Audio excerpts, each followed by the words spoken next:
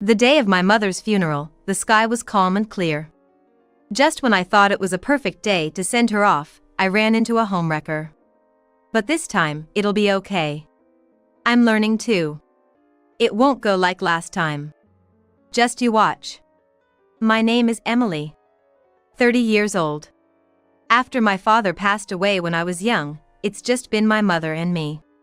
Not wanting to worry her, I've always tried to keep a cheerful disposition. But life as a single-parent family had its challenges. There have been tough times. But my best friend was always there to support me. That was Sarah. Sarah was the same age as me, and she also grew up in a single-parent home. The difference was, her mother left them, but since our situations were so similar, we've been close and supportive of each other since junior high school. Sarah was really a good person. Only if she didn't have that one bad habit. Sarah loved to poach boyfriends. If I ever carelessly mentioned that guy looks cool, she'd jump in with, "You think so too, Emily? I like him too. Maybe I should invite him. You're not dating or anything, so it's okay, right?" That wouldn't be so bad if it ended there. After all, we weren't dating yet. Incidentally, Sarah has always had a very feminine aura, making her popular among men even from a young age. If Sarah was interested, I inevitably stepped back. Ever since junior high school, whenever I liked someone, it turned out Sarah liked them too, and it was always Sarah who ended up dating them. Despite this, I did have a boyfriend once in high school. I was confessed to by someone who was 1 year ahead of me. I kept it a secret from Sarah. There wasn't any deep reason behind not telling my best friend about it. I was just embarrassed. But of course, she found out soon enough. Really? Wow, Emily, you haven't talked about this stuff recently, so I thought you didn't have anyone you liked. Well, I was embarrassed. But now, we can both walk home with our significant others. Yeah, that's true, Sarah said with a smile. But soon, I would come to understand the reason behind my best friend's smile. It was only when I and the guy were going home that Sarah started to join us. Huh? Where's your boyfriend? Not walking home together? He's got something to do. So let me join you guys. I'm not trying to be a third wheel. I just want to be friends with him too. Saying so, she would follow us wherever we went. One day, the boyfriend called me out. Emily, I'm sorry. I've decided to date Sarah. What? I'm really sorry. I thought of her as a friend, but then I started to feel more.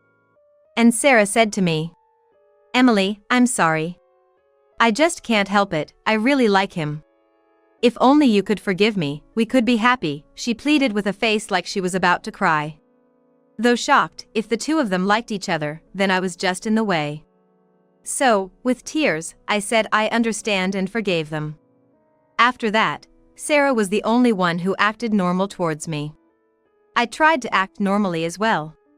After graduating high school, Sarah found a job and I went on to university far away, so we drifted apart. The unexpected reunion with Sarah happened around 2 years after I had graduated from university and started working. By then, I had a fiancé. He was a friend from my university days and worked for a trading company at that time. I brought my fiancé home to introduce him to my mother. After finishing our visit, we decided to take a break and entered a cafe where Sarah was. I didn't notice her at first, but she approached me. Emily? It's been a while. You haven't changed a bit. Sarah. Long time no see. How have you been?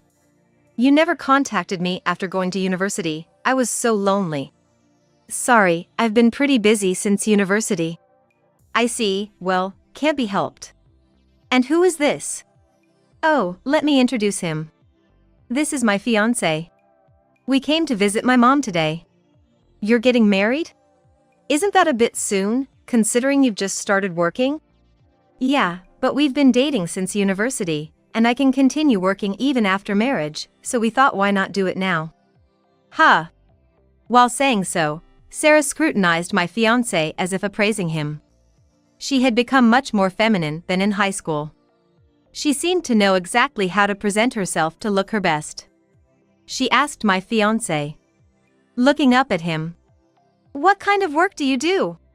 Since you're getting married, does that mean you have a stable, high-income job?"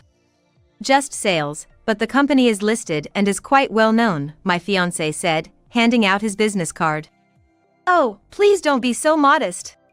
I had a feeling you were an elite from the moment I saw you. And you look so handsome too." Sarah engaged my fiancé with exaggerated reactions. Listening to their exchange, talking as if I wasn't even there, I was struck by a sense of déjà vu. Yes, this is how Sarah always ended up taking the people I liked. This might be bad.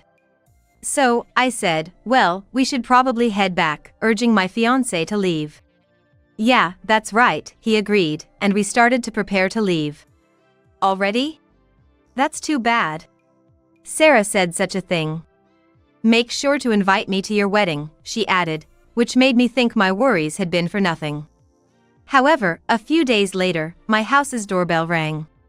When I went to check, it was Sarah who was there.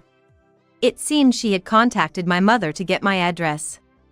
Given our past close relationship, my mother likely didn't think twice about giving it out. I came over. "I happen to have business in this area, and I didn't get to properly celebrate with you last time," she said while looking around my place. "Is this your place alone, Emily? Are you moving out after you get married?" "That's the plan, but..." "Going to be a condo, right?" "That's what we're thinking." "Makes sense." I looked up your fiancé's company. Salespeople there make around $160,000 a year, right? That's amazing. I'd love to live in a nice condo with a high-earning husband too. Feeling a bit uncomfortable, I tried to change the subject. "How about you, Sarah? Any marriage plans? Are you seeing someone?" "I am, but his salary isn't that great." Our conversation wasn't aligning.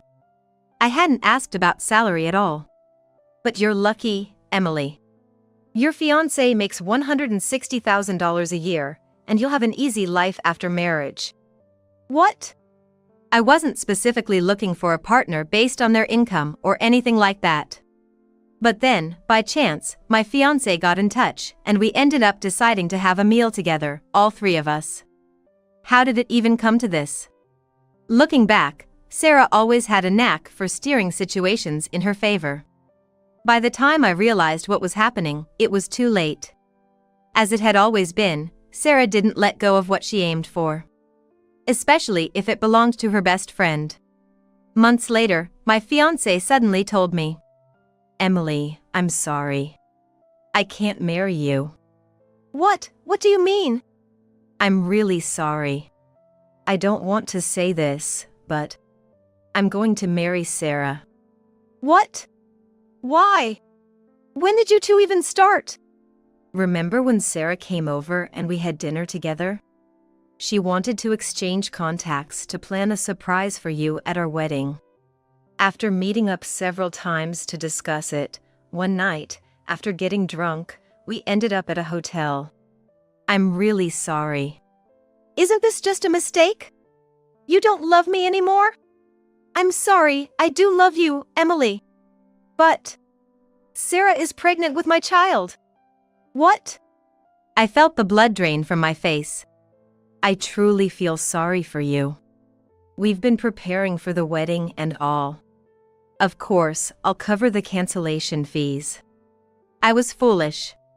When I randomly ran into Sarah, I should have doused her with water and fled. And Sarah, what kind of nerve did she have to show up at my place? I didn't even want to see her. "Emily, I'm sorry. I just fell in love. And now there's a baby. Please forgive me," she said, tears streaming down her face. The one who wanted to cry was me. "I don't want to see you anymore. Don't come here again." It took all I had to say that. For me, feeling downcast, work was at least a saving grace. I had always intended to keep working even after getting married, but after the betrayal, I threw myself into it even more. Time flew, and 5 years passed. Even as I poured myself into my work, it didn't distance me from others. In fact, 2 years ago, I got married. My partner is Ethan, the legal consultant at my workplace. As the person in charge of general affairs, I frequently interacted with him. He appreciated my dedication to work, and after a few dinners out, he confessed his feelings, leading us to marriage. Life has been joyful, and my career is flourishing. I no longer dwell on what happened 5 years ago. But not everything was good. My mother, who had been living her life to the fullest and working hard even after becoming the only one at her house, was diagnosed with terminal cancer. It was said that treatment was no longer viable. I burst into tears, but she smiled and said, "I was happy you were born." Thank you. I want to be surrounded by family at the end. So, I tried to stay at her house as much as possible and was there for my mother's final moments. Today is my mother's funeral. The sky is clear, and I hope my mother can ascend to heaven peacefully. But I couldn't believe my eyes.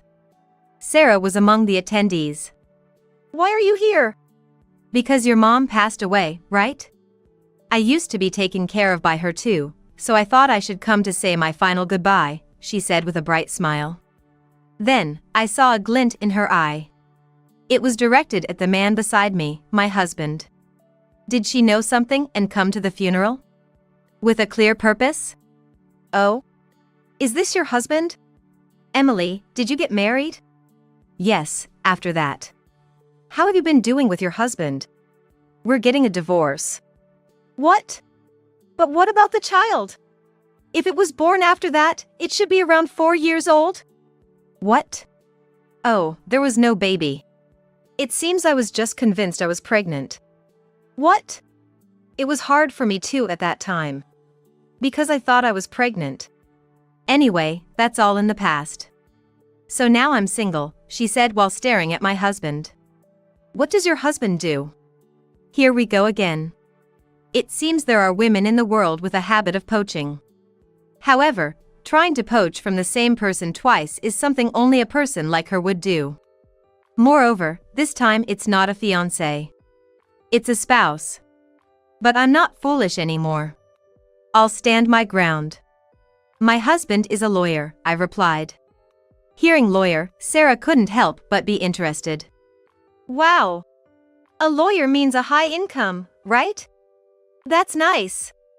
As usual, she seemed interested in the salary. There were plenty of lawyers with modest incomes, but she didn't seem to think in those terms. I responded, "Not as much as you think. Besides, the job is busy with all sorts of procedures," I said, looking for agreement from Ethan. "Really? It might sound good, but it's not an easy job. But as a lawyer, you must be secure, right? By the way, Emily, are you still working?" "Of course. I love my job," I replied. "Huh. What about you, Sarah?" "I'm working, but the salary isn't that great. It's tough being on my own. I just wish I could find someone nice," she said while staring intently at Ethan. Sensing where this was heading, I cut off the conversation with, "Well, I need to greet the other attendees," and told Ethan, "I'll leave this to you," before stepping away for a moment. I went around greeting the neighbors and colleagues who had been kind to my mother. As I did so, I glanced towards my husband and, unsurprisingly, Sarah was still there. Truly, a poacher queen of the century. She never lets her prey escape. Even if it's someone else's husband. Although I was concerned, my duty as the chief mourner had to take precedence at the moment. After some time, Sarah approached me again. "Have you finished making your rounds? I got your husband's business card and looked it up. He works for a major law firm, doesn't he? That means his salary is around $400,000, right? That's impressive. So what?" I replied curtly, to which Sarah smirked and said, "Oh, my bad. I'll just have to take him then." "Take what?" I asked, even though I knew what she meant. "Of course, your husband has an annual salary of $400,000. Emily, you really do have good luck. I'm always amazed at how you find such great partners. Does that include your own husband as well?" "Of course. Being around you is like having an all-you-can-get buffet of good men." Any man who knows my charm falls for me instantly, she boasted. It seemed she had come to the funeral with that very intention. I looked her straight in the eyes and said, "But I don't think Ethan will be swayed." "Well, then, I'll just have to take him," she said with a triumphant smile and went back to Ethan's side. Watching her, I saw her immediately resort to physical touch. Then, suddenly, she began to cry. Ethan seemed somewhat shaken by this. Later, I heard she started crying about how sad she was that my mother who took care of her had passed away, and how pitiful I was left behind. Sarah knew how to use tears to her advantage. But I wasn't worried. Ethan wouldn't be swayed. Though a part of me was slightly apprehensive, Ethan proved himself worthy of being my husband. I had told Ethan all about Sarah's history of poaching. When we discussed marriage, I was open about my not-so-great experiences. I thought if that was a deal-breaker, so be it. Ethan was already aware he was being targeted. Still, the adversary is quite cunning. Yet, even knowing, some men might fall into Sarah's trap. But Ethan was different. Still, I felt sorry for Ethan, tangled up with such a troublesome woman, so I decided to go to his rescue. He noticed me coming and looked relieved. When I asked Sarah, "Did you enjoy the conversation?" She looked frustrated. She must have finally realized there's no chance. "You're not all-powerful, you know?" Then Ethan, looking a bit worn out, candidly expressed, "Emily's here, so I don't have to talk to her anymore, right? Thanks for your effort." "What? Not having to talk to me? Isn't that a bit rude?" Sarah interjected. "Sorry, I know it's rude, but I couldn't stand it. Sarah, your scent is a bit too strong. I don't know if it's perfume or makeup, but since you kept touching me, the smell transferred to me, it made me feel sick." "What?" Ethan's voice naturally grew louder out of sheer discomfort, and it seemed that those around could hear him. Despite it being a funeral, there were quiet chuckles from the crowd, suggesting that some of the conversation had been overheard. Ethan continued, pinching his nose. "Do you even know the correct way to apply perfume? A little bit is enough. Yet, with you, it's as if you've doused yourself head to toe, bottle and all." In fact, Ethan, being a lawyer, may seem approachable at first glance, but he's actually quite sharp-tongued. "I've been patient because you're my wife's friend, but I've reached my limit." I couldn't help but laugh out loud at this. And so did some people who were secretly listening in. Sarah, noticing the surroundings, looked perplexed and said, "What do you mean?" I explained. "He's a bit sensitive to smells. A moderate amount of perfume is fine, but he can't stand strong scents." "What?" "Sarah, you came to a funeral wearing inappropriate perfume and heavy makeup." "What are you talking about? Making oneself look beautiful is basic manners for a woman." "Huh? This is a place to send off the deceased, not for hunting men. Coming here wearing strong perfume is a breach of manners, and that's on you." "What? Acting all high and mighty? You can say that because you've landed yourself a high-earning husband and feel secure." "Listen, I didn't choose my partner based on their salary. If you think you can win over every man, that's just self-delusion. My husband would never be swayed by you." "Why not?" "Because Ethan prefers someone completely different from you." "Huh? Well, Emily, you do look like the plain type you'd find anywhere. Different from me, who has the charm of a woman, I suppose." She truly was an incredibly rude woman. "Well, I may look plain, but I'm successful in my career." "Oh, I shouldn't brag." "Huh? Ethan likes ambitious and serious types, not someone satisfied with being a worker just to get married quickly. He probably dislikes that type the most." Ethan was listening to this conversation and nodding in agreement beside me. "What did you just say?" It seemed she had always relied on her appearance to attract men, but Ethan valued someone's inner qualities. It was because Ethan was such a person that I felt confident moving forward with our marriage. That's why I was confident this time that Sarah would not be able to sway us. Even so. "Hey, Sarah. Today is the funeral of my dear mother. If you're not here to pay respects and send her off properly, please leave." After saying that, Sarah, looking frustrated, bit her nails and reluctantly left. After that, my mother's funeral proceeded without any more issues, allowing us to send her off without any reservations. Despite a bit of trouble, I'm glad it ended well. Maybe being able to outsmart Sarah here today was thanks to my mother. Perhaps my mother summoned Sarah here as a final gesture, allowing me to reaffirm my current happiness and conclusively part ways with the unpleasant past. Thank you, Mom. Later on, an unexpected revelation came to light. In fact, Sarah is reportedly facing a substantial alimony claim from her ex-husband. The ex-husband, meaning my former fiancé, was the topic of a conversation shared with me by a mutual acquaintance. The pregnancy that was a deciding factor for their marriage turned out to be a lie concocted by Sarah. She had told me she was under the impression she was pregnant, but at the time, she convinced her partner by showing him an ultrasound photo of a fetus, and later lied about having a miscarriage. Moreover, the lie was uncovered because of Sarah's infidelity.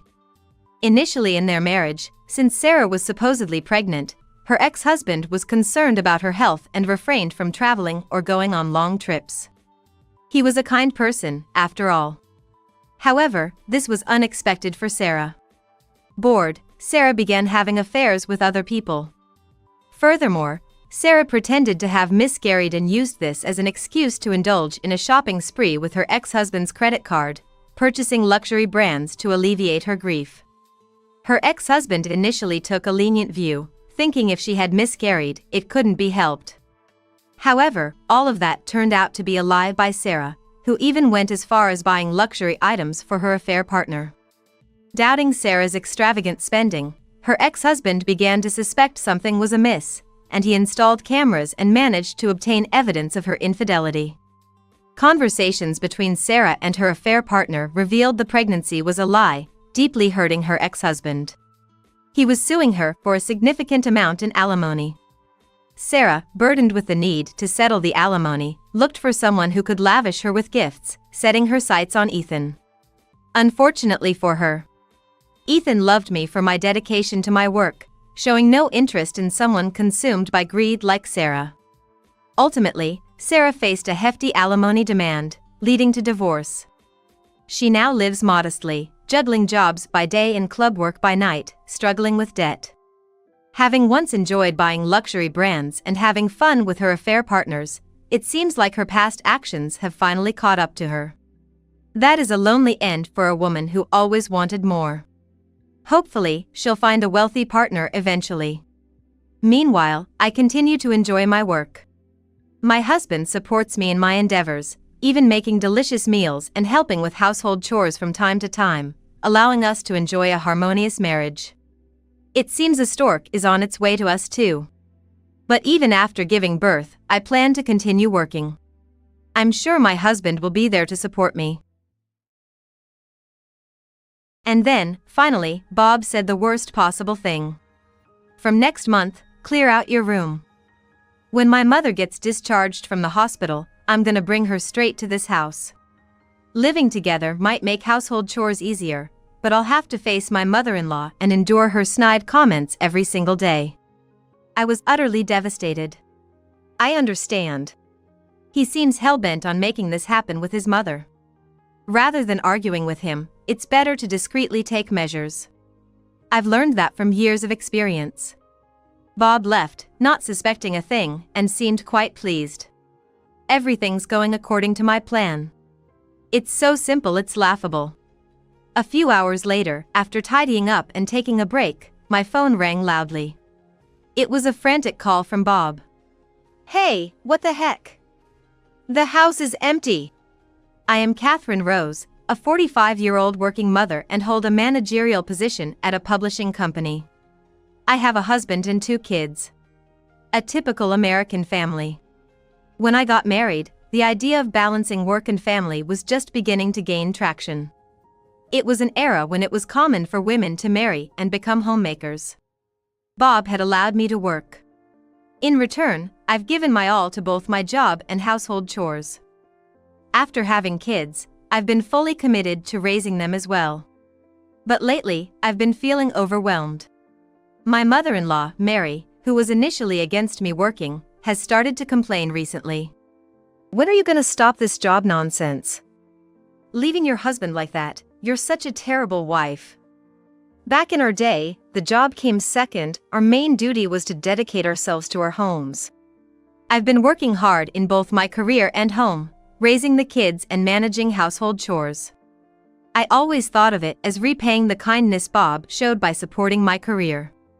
Perhaps seeing my dedication, both my daughter and son help around the house. My daughter does the laundry and ironing, while my son takes care of the bath and fills the tub every day. When I come home, I just have to prepare the meal and clean up. I'm so grateful to my kids, but even though we're both working, Bob doesn't lift a finger. I've asked him to help out several times. But Bob's answer was always the same. Catherine, I let you keep working, didn't I? You're trying to skip out on your wife duties and make me do the chores because you want to have an easy life? Quit playing the victim. And every time, my mother-in-law would tattle on me, and I'd get an earful from her. Bob's the breadwinner of the family, you know? And you're trying to make him do house chores? What are you thinking, Mary? This is why it's never good for a woman to work. Be grateful I even let you work. Understand your place. Lately, perhaps she's bored, but almost every night she calls with these snide remarks. It's become so frequent and unbearable that both my kids and I are fed up. My kids have even started pretending they are needed somewhere else to hang up the phone. Sure, I'm grateful they let me continue working, but why all this hostility? I've been the one handling both the household chores and raising the kids. She should know how hard it is to juggle both roles. What more does she want from me? Right now, I'm under so much stress. The only saving grace is that my kids are on my side. The root cause of this is Bob's salary. Truth be told, Bob's pay isn't that great. It would probably be considered on the lower end. He had a tough time finding a job, and eventually landed one at a small company thanks to a family connection. If he'd shown some initiative, I wouldn't have cared about the low salary and would have supported him wholeheartedly. But Bob got down on himself because of the way he got the job. I should have been working at a bigger, more renowned company. In the beginning, he used to mutter things like this. He only ever did the work given to him, never striving for promotions or looking for new job opportunities. Someone truly capable would have studied on the side, or honed their skills to find better job opportunities. But Bob didn't, so he only ever got raises based on seniority. His performance-based bonuses were always the bare minimum. On the other hand, the company I work for is a nationwide corporation that had parental leave policies in place early on. It felt the effects of the economic bubble, but it's a reputable company that's managed to avoid major salary cuts. What's more, I've climbed up to the position of manager. I've successfully handled a significant number of contracts and projects. Naturally, I earn considerably more than Bob. I'm even covering our kids' expenses, using my paycheck to set aside money for their college funds. I've taken full advantage of the benefits of working for a large corporation. Looking back, I feel like I was living off my savings when I took parental leave for my 2 children and had no salary. With Bob's salary, there's no way he could cover all the living expenses with 2 kids. I don't recall ever receiving living expenses from Bob, and there's no record of any transfers. Maybe Bob let me continue working because he thought he could rely on my earnings. Lately, I've been thinking this a lot. Ever since we got married, I've started to wonder if we've mostly been living on my salary. To confirm this suspicion, I looked at my bank book. The rent, utilities, groceries, and the kids' school fees, I've been paying for all of it. There's not a single penny coming in from Bob's account. Eventually, I just laughed it off, feeling drained. Bob's salary is all gone, spent on his hobbies and giving pocket money to my mother-in-law. I've always thought that I owed Bob for letting me continue working. That's why I've been trying so hard with the household chores and childcare. But look at the situation now. I'm covering all the living expenses, while Bob spends his salary freely without saving a dime. When it comes to supporting our lives, wouldn't you say I'm the main breadwinner? having me cover the living expenses while Bob does whatever he pleases. I'd say I've repaid the favor of letting me work. Yet, Bob's catchphrase is, "I'm the one supporting y'all. If you've got a problem, just leave." What's he thinking, claiming he's the one supporting us? Is he thinking he's covering the living expenses while freely spending his own salary? It's a total mystery, and I just can't understand. If I, who's paying for everything, were to leave with the kids, what would happen? Or if I threw this bank book at him and told him to leave, would Bob just quietly go? But, sticking to his claim that he's the main breadwinner, he'd probably tattle to my mother-in-law. I wonder if my mother-in-law knows about the difference in our salaries. No, if she knew, she probably wouldn't make those snide remarks. She must think he's a wonderful son, supporting his family and even allowing his wife to work. If she knew about the difference in our salaries, what would she think? Would she ditch Bob and cozy up to me? Nah, that's the last thing I'd want.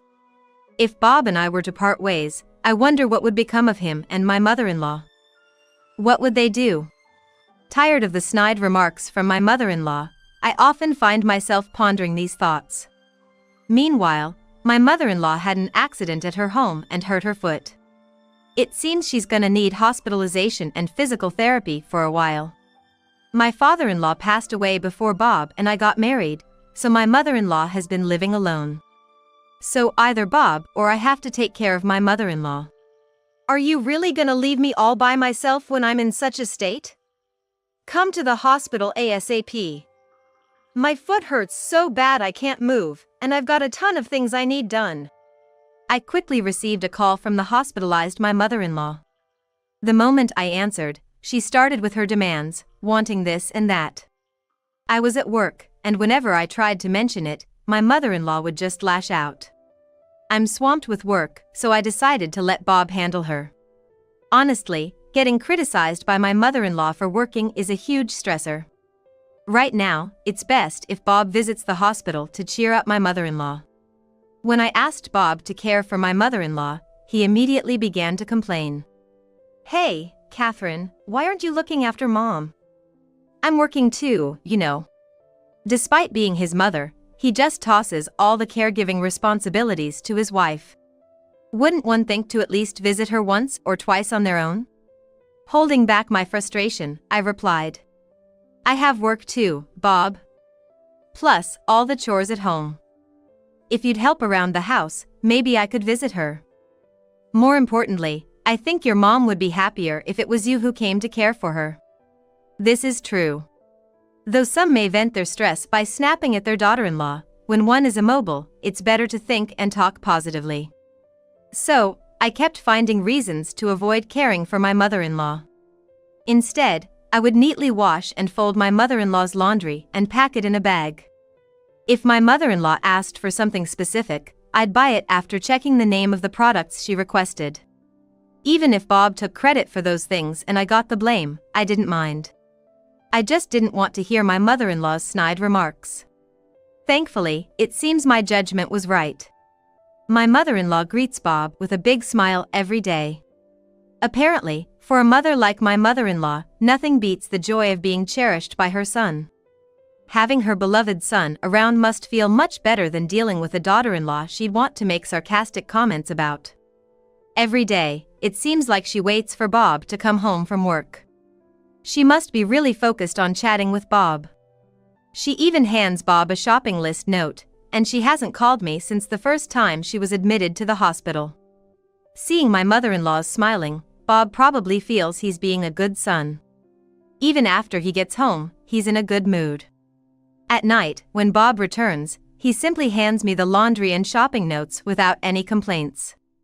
When handing over my mother-in-law's stuff, Bob throws in some sarcastic remarks at me, but still, I was able to live peacefully. Honestly, I just don't want to hear any of my mother-in-law's complaints right now. That's what I murmured to myself in the middle of the night. It'd be nice if things could stay peaceful for a while. But injuries take a toll at my mother-in-law's age. Through Bob, I was pushing hard for her rehab, but my mother-in-law, delighted with her son's visits, tended to skip it. As a result, by the time her injury healed, her legs had become weak. Bob would visit her in the evening after his work.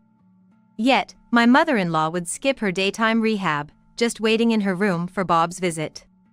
And after getting a taste of her son's care, my mother-in-law started making all sorts of requests from Bob. She rarely calls on me directly, but when it comes to things like laundry, I'm the one who actually does it. Running errands and doing laundry, even bringing her snacks, became a daily routine. All she did was sit in her hospital room and chat cheerfully with her son, while I did the housework. It was a relief not to see my mother-in-law, but I was worn out. My mother-in-law's requests were many, and shopping alone was a significant chore. I get that hospitals can be boring, but why does she want so much stuff? If her legs have become weak, living alone surely becomes inconvenient. It seems my mother-in-law realized that too. Then, my mother-in-law made a shocking request to Bob. My legs aren't moving well anymore. Shopping and preparing meals have become so difficult. Bob, please don't leave me alone. Of course, Bob sided with my mother-in-law.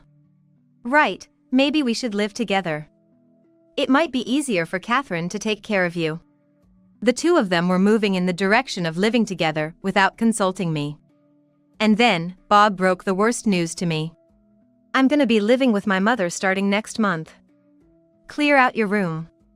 When she gets out of the hospital, I'll bring her straight here. From the perspective of efficiency in doing house chores, it's certainly easier for my mother-in-law to live with us. As for me, I'll have to see my mother-in-law every day and get nagged at each time. My feelings were extremely downcast. Bob acted like it was already a done deal that we'd all live together. I understand, I replied, with little energy. Bob seemed determined to force this co-living situation, no matter the despair I felt. It might be better to secretly make plans rather than argue about it now. I knew this from years of experience. While Bob and my mother-in-law happily planned for the move, I constantly thought about how I could escape. I have my own room where I gather and review work materials. There are many books and files in that room. Whether you call it a study or an office, it's essential for me. Bob wants me to give it up. Without this room, my work would be impacted. I might have to come home even later than I do now. I muttered to myself while staring at the bookshelf. Where should I move all these books and documents? I can't leave them at home if we live with my mother-in-law. They're too important to risk getting thrown away or damaged. It may sound like something out of a TV drama, but I really fear she might throw them out. Especially since she'll probably target what she knows is important to me. And if I dare complain, she'll feign ignorance and run to Bob for support. She didn't know they were important, Bob. Catherine's mad even though it was an accident. Help! There'll be no peace for me in this house once we start living together. I can see her bossing me around and making snide remarks about my work, wearing me out. What should I do? If my mother-in-law is coming to this house. I had a sudden realization. Why hadn't I thought of this simple solution before? It seems living with my mother-in-law and all her nagging wore me down more than I realized. It felt like the fog before my eyes was gradually clearing up. Well, of course, there's absolutely no need for me to hold back. Why didn't I realize something so simple? I mumbled to myself and immediately began making preparations. And as the month changed, the day of my mother-in-law's discharge from the hospital arrived. Bob was all excited, having taken the day off from the start of the morning. Hey, you better take proper care of my mom from now on. Don't think I'm gonna step in like I did when she was in the hospital, he said in a commanding tone. Without responding to Bob's order, I changed the subject. Oh, speaking of which, here. Your mom's been in the hospital for quite a while, right? Hospital food is bland, and they don't give you much. I bet a gourmet like her wasn't satisfied. I think the discharge process and packing will take up the morning, so why don't you take her out for some good food? You took the day off after all. How about a nice drive, just the two of you? I think she'd really appreciate it. I handed Bob a generous amount of cash. I'd set aside some money for living expenses and even Bob's personal spending, but this was more than his monthly allowance. Surprised by the unexpected bonus, Bob's spirits lifted even higher. Well, aren't you thoughtful? All right, I'll use this money and go for a drive with my mom. I'll give you a call when we decide about dinner. Make sure the house is in tip-top shape for my mom, all right? Without a hint of suspicion, Bob happily left. Everything was going just as I had planned. It was almost too simple, I couldn't help but laugh. This should buy me some time. I'm looking forward to when Bob and my mother-in-law return. With that, I continued tidying up the house. I had to finish cleaning before Bob and my mother-in-law came back. A few hours later, just as I was taking a break after finishing up, my cell phone began ringing loudly. The call came in a flustered tone from Bob. Hey, what's going on? The house is empty. That's right, after Bob went to pick up my mother-in-law, I moved all our stuff to the new house we just rented. Of course, I left some of Bob's personal belongings and a bed for my mother-in-law in the room. Oh, you're back already? You told me to clear out the room, so I emptied both the room and the living room for Mom to feel comfortable. From now on, please enjoy your time with her. I responded nonchalantly, which only infuriated Bob. You've got to be kidding me. The living room and kitchen are totally empty. After all I've done to support this family, how could you? There it was, his go-to line. He seemed to believe that saying this put him in a superior position. How naive. No, Bob, I've been the one supporting the family. Including you. Weren't you spending your paycheck on pocket money for your mom and your own hobbies? And yet, you demand an allowance from the family budget. How does that make you the breadwinner? Bob seemed surprised by my resistance, but he retorted nonetheless. His argument, however, was nonsensical. Shut it! I'm the man here. I'm the head of this household. You, as my wife, should just do as I say. Now, put everything back the way it was. No thanks, I bought all the furniture in the living room and all the kitchenware with my salary. The kids are with me, so don't worry. I also paid for the rent, utilities, and groceries of that house. So, in reality, I'm the breadwinner. Why did you decide to live with your mom without consulting me? I can't live with someone so selfish. As you wished, you can be the main provider now. Live your life as you please. It seemed that Bob finally realized my intentions. Hold on, are you saying the rent for this place? I've paid up until the end of this month. But from next month, you'll need to handle it. I've also canceled all the automatic payments for electricity, gas, and the internet, so good luck with that. Bob's words probably tipped her off to the situation. My mother-in-law also started making a racket in a loud voice. How could you do this, Catherine? Just because you have a job doesn't mean you can act all high and mighty. Fine, Bob and I will live here in luxury. Oh, does my mother-in-law not know about Bob's earnings? I hope you can have that luxurious life. That is, if your son can afford it. Anyway, goodbye. Wait, Catherine, where are you right now? I didn't bother listening to the rest of Bob's rant. I hung up and blocked both Bob and my mother-in-law's numbers. The rest is probably as you'd imagine. With the meager salary from his uninspiring job at a small company, Bob was left with very little after paying the rent and utilities. Living in a needlessly spacious apartment, where a family of 4 once lived, Bob and my mother-in-law would constantly bicker. What's with this meal? Can't you provide something better for your mother? Shut up. If you want something else, make it yourself. You're just making excuses, saying walking is too hard after slacking off on your rehab. You don't do anything at home, Mom. You're just wasting time. Having neglected her rehab, my mother-in-law's legs had become weak, and she refused to do any home workouts. Could my legs not move as I wanted, causing my frustration? She started imposing unreasonable demands on Bob, whom she had cherished so much. Maybe she's showing early signs of Alzheimer's. Even adding my mother-in-law's pension, it feels like they're living in poverty. They'd be better off if they moved to a smaller place fit for 2, but it seems Bob hasn't thought of that. He probably tried to contact me numerous times, but I've blocked all communication from both Bob and my mother-in-law since that incident. Of course, my kids did the same, blocking their numbers when we moved. Bob doesn't know our new address, and he can't ask for help. Their living situation will probably collapse soon. I was earning a decent income with the help of my children, so I managed to lease a nice apartment. Each of my kids has their own room. I secured a spacious room that doubles as a bedroom and workspace. The rent might be a tad high, but with Bob out of the picture, I'm saving more than enough. My kids, who were tired of being belittled by their father, are now living freely. They've become more helpful around the house. Helping out without being criticized by their father makes chores feel good, they say. Everywhere, isn't it normal to praise and thank kids when they help? I'm glad my children haven't become bitter. I was headed back to the apartment where my kids awaited. Later, through a lawyer, I served Bob with divorce papers. I lived on my salary, while he spent all his earnings solely on himself and my mother-in-law. That's a valid reason for divorce in my book. Bob tried to argue against the divorce with various points, but my lawyer cut him off every time.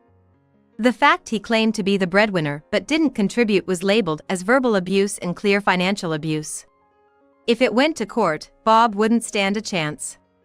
I got custody of the kids, naturally. In exchange for not seeking alimony and child support, we agreed on no property division. After all, the savings we had for the kids' college were from my earnings.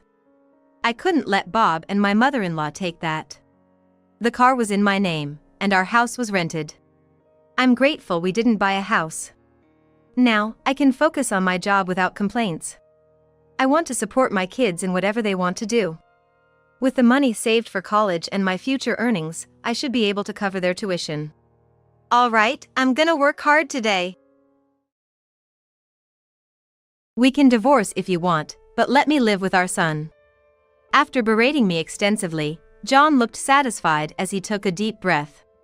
As I pondered on how to retort, our son, who had been waiting in the background, stepped forward. If you don't know, Dad, let me tell you. That person is. Pointing at his father's mistress, our son spat out words that made me break into a cheeky smile. My name is Jennifer. I turned 42 this year. Currently, I'm a freelance illustrator while doing housework. I've been married for 15 years and have a son who's in 8th grade this year. Ever since we got married, John has been jumping from job to job, not lasting very long. We mostly live off my income. To raise our son, a steady income is needed, so I've worked hard to make ends meet while also taking care of him. Balancing housework, child raising, and my job, I had to work from home. John often left home for sporadic short-term jobs, making it impossible for me to leave our child behind and work outside. At first, being a newbie to the freelance world was tough, but now, the results are evident, and I'm confident about my stable income and consistent work. Thanks to referrals from former clients, I've landed new projects. In these new assignments, I'm responsible for illustrating educational magazines and brochures. Now that David has grown up and I don't have to look after him as much as I used to, I not only work from home but also manage to go out for work a few times a week. Thus, the three of us live together harmoniously, but there's something that's been bothering me. It's about John. Seeing that I've been earning steadily, John doesn't seem eager to find a new job and has been quite aimless. I'm always worried if it's okay for him at 44 to be living like this. He rarely works full-time, so he should have some free time, but John doesn't help much with housework or child raising. It's been like this since we got married, so I've kinda given up on it. He doesn't seem to be interested in our son, David, who's now in those challenging teenage years, which annoys me. David may not be very talkative and seems distant, but there are times when he helps with the chores when I'm not looking. Maybe he's seen me juggling work and household chores since he was little, so he's the kind of boy who voluntarily offers to help. David has grown up so much, but John, on the other hand, doesn't seem to have matured at all. Lately, John's been coming home late more often, and I guess I've been holding on to some unease and frustration. It's only natural to be suspicious. Even on days when I don't think he's scheduled to work, he says he has to go for work reasons. But I can't imagine he's secretly job hunting without telling us. There are other things he does that make me suspicious. For the past few months, though John hasn't been looking after David much, he's become keen on picking him up and dropping him off at his basketball club. Even though David is just in 8th grade, given the dangers of today's world, our household rule is to always drop off and pick up. I've always been the one squeezing this into my work schedule, but lately, for some reason, John started offering to do it. I appreciate the help with the pickups and drop-offs, but something felt off. I happened to realize the nature of my suspicion by chance when I passed by the place David goes to. I decided to take a different route home for a change of pace after shopping. In front of the place David goes to, I saw John, who wasn't supposed to be there. He had said he'd be late tonight because of work out of town. John was chatting happily with a woman who looked like one of the staffs from the basketball facility in front of the building. I had a bad feeling, and as I stared at the two of them, the woman noticed me and tilted her head, calling out, "Excuse me, are you David's mom?" "Yes, my son always been in your care." "Thank you," I responded, nodding slightly awkwardly to the woman who was talking cutesy. Though I had seen her a few times during drop-offs and pickups, I didn't remember all the faces of the staff.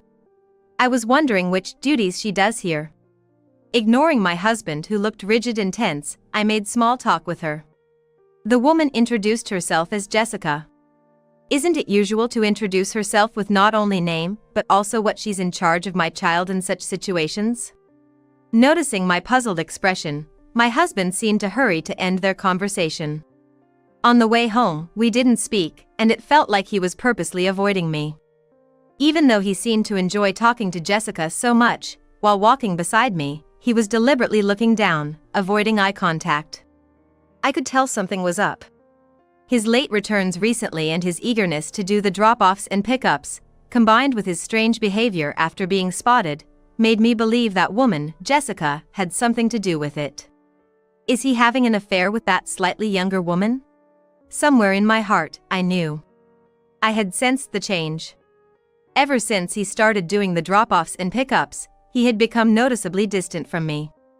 That day, when our son returned from the basketball club, I casually inquired about his father's behavior. However, the only response I got from him was a curt and he was like I dunno. It seemed my son was pretty darn annoyed about his dad wanting to drive him to and from the facility every day. Chasing after our reluctant son and forcing him to there just didn't seem right. I've started to cast suspicious glances at him for some time now. And those suspicions were gonna be proven right soon enough. I was just passing by, so I thought I'd drop in. "David, how are you feeling?" "Thank you for coming all this way, Jessica. Now, please have some coffee." Jessica, whom I had not suspected of being my husband's mistress, began to find excuses to visit our home more and more. She would mention our son now and then, but that was clearly just a pretext. She always appeared during the hours my husband was home, not me or my son. Watching the two of them conversing cheerfully in the living room, I was sure of John's infidelity. A month after I began to notice something odd about my husband's behavior, he started coming home later and later, sometimes leaving the house for a few days at a time. I'd subtly asked him what he was up to as he had stealthily come home late the night before, when I pointed out that his body that had sunk into the sofa quivered. Jokingly, I was like, "At least spare me the cheating," and laughed it off, but John suddenly stood up and glared at me. "You just stick to your work. I'm taking care of David, so don't pry into it unnecessarily." Whether it was the way I asked or something else, he seemed irritated, and he left the living room with a sigh. I was furious to be told as if he was doing everything when he had left all the housework and David to me. "What's the matter, Mom?" David, who had been watching our petty quarrels and squabbles, unusually spoke up. "Oh, it's nothing. What about you, David? Why are you up at this hour?" Coming out of his room, David stared at me intently before slowly opening his mouth. Hesitantly, he told me about the female staff who he thought might be his father's mistress. According to David, Jessica would cling to him a lot at the facility. David, who found it utterly annoying, would ignore her, but he was frustrated that she would come to our house. I disliked it as well, so it was obvious that my son would be annoyed by someone from his basketball club imposing on our home. I was relieved to know that I was not the only one who disliked it, but the problem was far from solved. When I returned home from a client meeting, I could hear joyful conversation from the living room. It was the voices of John and Jessica. David was probably holed up in his room, as there was no sign of him joining the conversation. When I opened the door to the living room, both of them turned their eyes to me. John, as usual, looked uncomfortable, but Jessica smiled at me with complete confidence. "Welcome back, David's mom." I ran into John, so he invited me in. Somewhere along the line, Jessica had started addressing my husband by his name, and I had a deep-seated unease about it. "Oh, we meet often, don't we? Isn't it a busy time for you at work?" I asked with a hint of sarcasm. She was like, "Well, this is part of my job," with a smug face. "What's part of the job?" I felt like yelling at her for so boldly making herself at home. "It's just that this house feels so cozy. It looks like you don't clean it thoroughly, like it has a homely feel, you know? I mean it in a good way." Jessica, subtly pointing out the deficiencies in my housekeeping, had a sly grin on her face. "I'm sorry for the messy house. She's always been bad at housework. I wish she'd step up a bit more since she's always at home." My husband didn't rebut, but instead seemed to side with Jessica, chuckling along. Even though I work from home, I am somewhat self-conscious about not keeping up with housework. But if he'd be more proactive in helping with chores and childcare, it wouldn't be an issue. I couldn't understand why I was the only one being mocked and ridiculed. Unable to bear the tension in the room, I hastily left the living room for the bedroom, still holding my stuff. I was so frustrated, sad, and embarrassed. I feared that Jessica might eventually take over my place in the family. If she weren't associated with the basketball team my son goes to, I might have snapped back. But I worried about the repercussions for my son. Even after that, my husband and Jessica continued their dates, flaunting their relationship in front of me, who couldn't say a word. I'd hear from others that they often met outside, under the pretense of discussing my son's education. I decided to gather evidence during my husband's absences, and lo and behold, I found loads of evidence of his infidelity. Even though he always claimed we couldn't afford gifts for birthdays or our anniversary, I found receipts from motels, fancy restaurants, and high-end brand watches and jewelry in his coat pocket. I even found receipts from places he told me we couldn't afford to go. It hurt to think he'd go with his mistress but not his wife. Still, I kept my composure and continued collecting evidence of his affairs. The thought of divorce crossed my mind, but I wanted to hang in there at least until David graduated from high school. However, I vowed to gather as much evidence as possible so that, if the time comes, I'd be in a favorable position. I wondered where all the money he was spending on his mistress came from. Even if he put in all of his salary, it would be hard to keep up this charade. As I wandered around the house deep in thought, I suddenly remembered something and went pale. In our house, there's an account where we've been saving up for my son's college fund. I had this overwhelming bad feeling, and cold sweat ran down my back. I quickly checked transactions of that account. What was recorded in the account was evidence of substantial amounts being withdrawn several times over the past few months. I had created this savings account specifically to secure my son's education funds just in case. I hadn't checked it in a while and was shocked to find that the balance had decreased significantly. I had meticulously managed our credit card usage and monthly bills, but I hadn't been able to check this savings account monthly. The realization hit me hard, and I began to tremble. I tried hard to steady my shaking hands. The money he spent on his affair came from the savings I had put aside for our son. I didn't even care who he was having an affair with anymore. What I couldn't forgive was the fact that he was using the money saved for our child's future for his own selfish needs. His betrayal against me as his wife pales in comparison to the betrayal against our own son.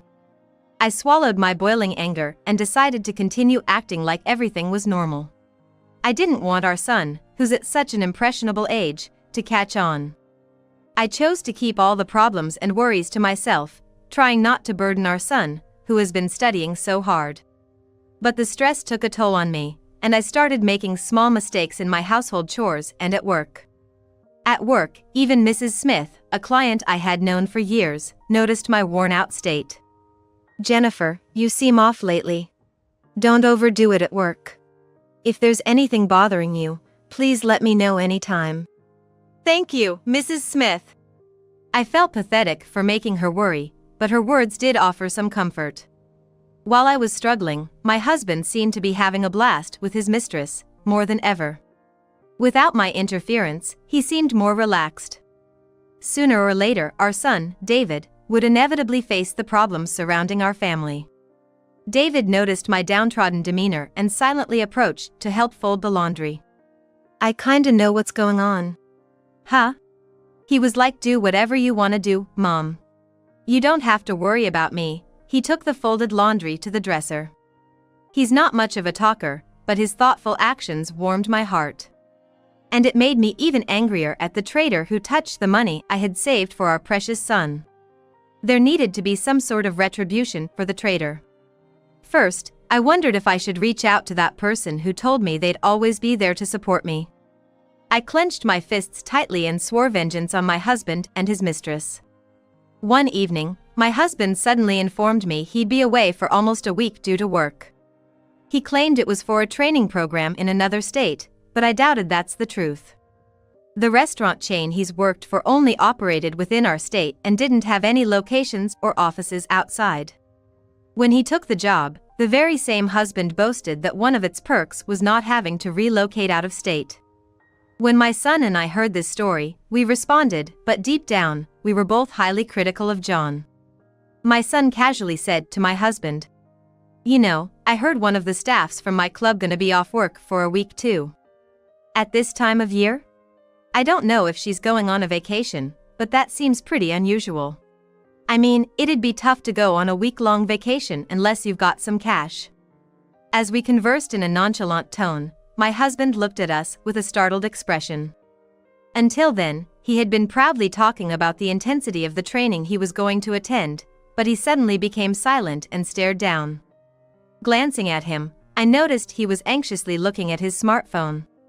Ever since I became sure of my husband's infidelity, I've been keeping tabs on both him and Jessica. I even hired a private investigator, who informed me that Jessica, who's working at the basketball facility, is also taking a week off. I've known all along that my husband's business trip was just a cover for a romantic getaway. I could have caught him red-handed, but I had other plans. I've been planning something ever since I knew about my husband's intentions to travel with Jessica. Of course, I had no intention of proceeding without my son's consent, but now he was on board. On the day of their trip, I waved goodbye to my eager husband, and then my son and I began cleaning the house. Along with cleaning, with the help of some relatives who came over, we also started packing. Our plan was to move out while my husband was away and stay in somewhere else. Until we found a new home, we were gonna stay with some relatives for a bit. Upon hearing our situation, the relatives, angered by my husband's actions yet concerned for David, gladly offered us a room. Moreover, I ensured that my husband couldn't access our savings account by transferring all the remaining money to my personal account. While making preparations, I noticed my husband's belongings were left behind. I couldn't leave his stuff behind when vacating the house. After some thought, I decided to send his belongings to a particular place. After getting Mrs. Smith's consent, I handed over the boxes to the pickup service. Looking around the tidy house, my son and I shared a smile. A few days after we moved, I was startled by the sudden ringing of my phone while staying at my relative's place. Seeing the caller's name made me sigh involuntarily. "Hello, Jennifer? Hey. What's up in the middle of the day? Actually, during my training, I ran out of money. Can you transfer a bit to my account?" My husband, who called in a panic, was obviously lying and begging me for money. No wonder our savings account was empty. He couldn't withdraw any funds. He must have really been in a bind since he sounded much more desperate than usual. Was it because he didn't want to look bad in front of Jessica? I was utterly exasperated. When I declined, he almost sounded like he was about to cry. With a smirk, I was like, why don't you just use the account you always withdraw from? Isn't there still a lot left? After a moment of silence, he started yelling and was like, are you okay with me being broke? But I didn't indulge him. Instead, I goaded him further. Your training's gonna end soon anyway. You'll be fine even without money. Suddenly, in the background, the frantic voice of a woman could be heard. That's right, I had been waiting for this moment. Taken aback by Jessica's voice in the background, my husband hastily hung up. Now everything was in place. The next day, my son and I were headed to a specific location. A magnificent mansion with a well-maintained garden. Anyone could tell that the residents were wealthy. On cue, my son and I found my cheating husband and his mistress in a room. My terrified husband sat on the floor, apologizing to someone. That someone, with a stern look on her face, was Mrs. Smith, a longtime client of mine and currently the principal of a middle school. David, my son, goes to her school, and Mrs. Smith and I have built a close relationship over the years. We trust each other with our personal troubles. I'm really sorry for my husband's trouble. I should be the one apologizing. Because of my good-for-nothing daughter, all this happened. It's turned out Jessica, who was on a trip with my husband, was grilled by her parents for a package she received at home and had no choice but to return home immediately. Naturally, she told my husband, John, to come with her. Upon hearing Mrs. Smith's words, my husband started to shake in fear. Mrs. Smith had always been concerned about my deteriorating health after knowing about John's affair. When I finally confided in her about the affair and she found out that the mistress was her daughter, she was utterly devastated. But Mrs. Smith wanted to make amends for her daughter's actions and had been cooperating with me ever since. She deeply apologized me, pointing at the piles of boxes. She sternly reprimanded her daughter. You should be ashamed of yourself for always wanting what isn't yours. Your father and sisters were dumbfounded when they saw these packages yesterday. But Mom, it's a misunderstanding. And who would send so many packages to our house? Isn't this woman out of her mind? John, say something.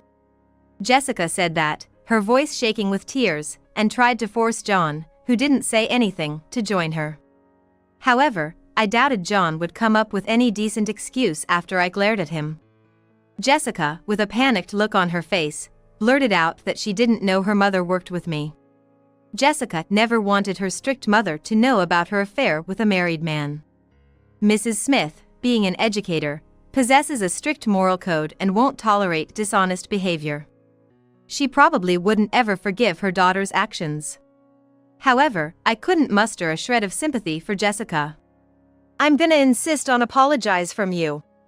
I'll make sure my daughter pays for her sin, even if it takes her whole life. I'll ensure she fulfills her responsibility. You've got to be kidding me! Why is this happening to me? Ignoring the hysterical Jessica, I quietly glared at my silent husband standing next to her. Hey, don't you have something to say to me? As I sent a sharp glance alongside David, for some reason, he started berating me. Jessica is a wonderful person. She thinks about the children way more than you ever did.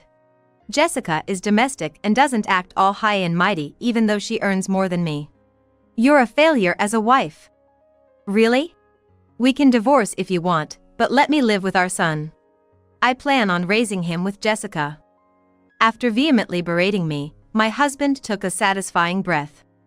While I was thinking of a retort, David, who had been standing behind me, stepped forward. She's not a regular staff there, just an internship at the club. And don't you ever try to get all chummy with me again. Always flirting with men, it's disgusting. Just as my son said, Jessica hadn't been officially hired there.